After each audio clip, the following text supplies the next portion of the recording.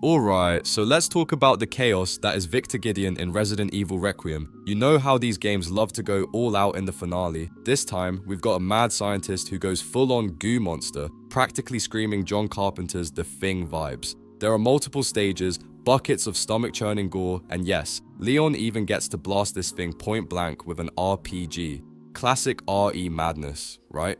Now, Victor Gideon isn't just some random monster, he's the head honcho at Rhodes Hill Chronic Care Center, and the guy's been dropping cryptic hints and shady moves the entire game. After Leon manages to release Elpis, which surprisingly cures the T-virus and takes care of Xeno in the most brutal way, it all comes down to one epic showdown. Stick around, because we're breaking down exactly how to take Victor Gideon down and survive this insane final battle. I'm quickly moving on to the video. Before we start, if you enjoy these types of list videos, don't forget to like the video and subscribe. Enjoy watching. Thanks.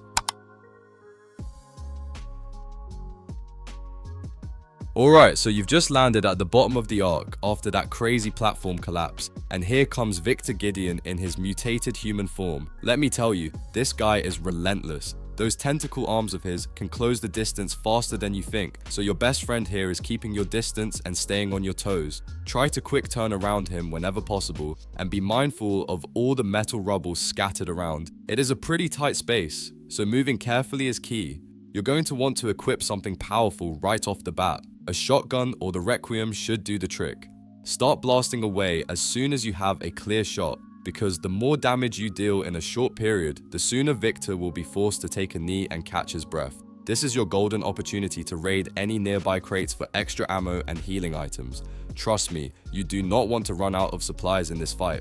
Now, at some point, Victor is going to leap onto one of those scrap metal piles and start charging up a massive lightning attack. You could try to fire at him during this charge to reduce the damage, but honestly, sometimes it is just easier to save your ammo and focus on dodging the lightning blasts. Timing is everything here, so keep your eyes peeled and your movements precise. Once the lightning is done, Victor is going to jump straight into the air and crash down towards you.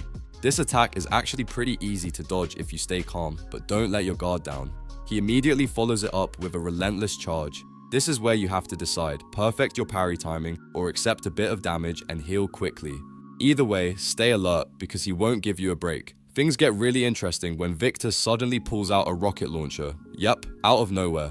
He is ready to fire, but if you keep dealing quick bursts of damage, he will eventually drop it right in front of you. This is your chance to grab it and turn the tables on him. Pick it up, aim carefully, and fire directly at Victor. This is the moment that triggers the cutscene and moves you to the next phase of the battle. A quick tip here, make some room in your inventory for the rocket launcher. The auto sort feature is a lifesaver in situations like this. Dump anything you do not need, it is the end of the game, so there is no shame in clearing your pockets for the big guns. Being prepared here can make the difference between a smooth fight and a frustrating run. Finally, remember that patience is key. Victor Gideon is aggressive, but if you keep your distance, manage your ammo, and time your dodges and parries well, you will get through phase 1 without too many headaches. Keep your cool, enjoy the chaos, and get ready for the next stage because things are about to get even more intense. Phase 2 kicks off after that dramatic fall down the bottomless pit, and suddenly Victor re-emerges as a massive fleshy kaiju. This guy is huge, covered in weak points all over his body, but the area you have to move around in is tiny, so get ready for a tight fight. It is short, intense, and honestly a little chaotic, but don't panic, you've got this. First things first, ignore the darkest weak point in the center of Victor's body. It looks tempting, but you actually want to focus on his left and right hand sides. You'll need to take out those side weak points before you can even touch the core. Targeting the sides first is the fastest way to get him down without wasting time or ammo. Once those side weak points are destroyed, Victor collapses onto the ground, and this is when he spawns a bunch of additional orbs all over the arena. These orbs go down fastest with a burst fire weapon, like a shotgun, or if you're feeling fancy, a perfectly timed grenade. The key here is speed. Take them out before they overwhelm you. Victor does still attack in this phase, but his moves are mostly arm slams. The good news is, they are very dodgeable. Just strafe from side to side and keep moving in a rhythm. If you stay mobile, you're almost guaranteed to avoid any serious damage, which is exactly what you want in this small arena. As the fight progresses, the number of orbs will increase, spreading across his arms and body. Don't let that stress you out. The strategy stays the same. Keep firing, keep moving, and systematically take down each orb. Patience and consistency here are your best friends. Finally, at some point Victor will grab Leon, but this is part of the plan.